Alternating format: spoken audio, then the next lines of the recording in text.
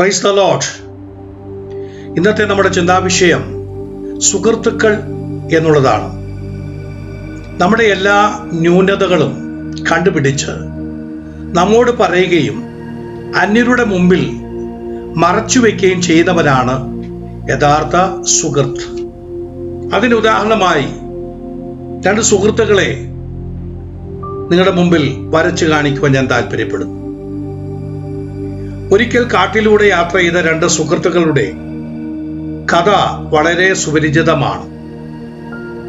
കുറെ ദൂരം യാത്ര ചെയ്തപ്പോൾ ദൂരെ നിന്ന് ഒരു കരടി വരുന്നത് കണ്ട് സുഹൃത്തിനെ ഉപേക്ഷിച്ച് ഒരാൾ ചാടി മരത്തിൽ കയറി.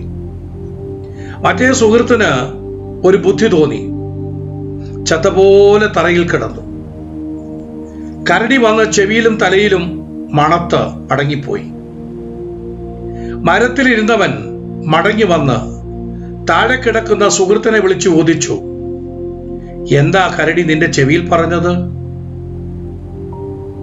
നിന്നെ പോലെ ആപത്തിൽ ഉപേക്ഷിക്കുന്ന സുഹൃത്തുക്കളെ വിശ്വസിക്കരുത് എന്നാണ്.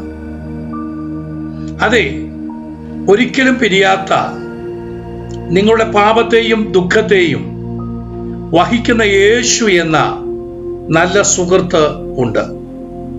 അവന്റെ സന്നിധിയിലേക്ക് പ്രാർത്ഥനയോടെ സകലതും നമുക്ക് സമർപ്പിക്കാം.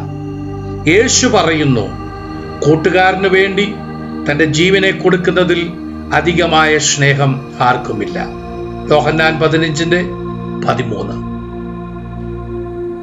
യേശു നിങ്ങളെ കരുതുന്നു. നല്ല സുഹൃത്തുക്കളെ അവൻ നിങ്ങൾക്ക് നൽകും.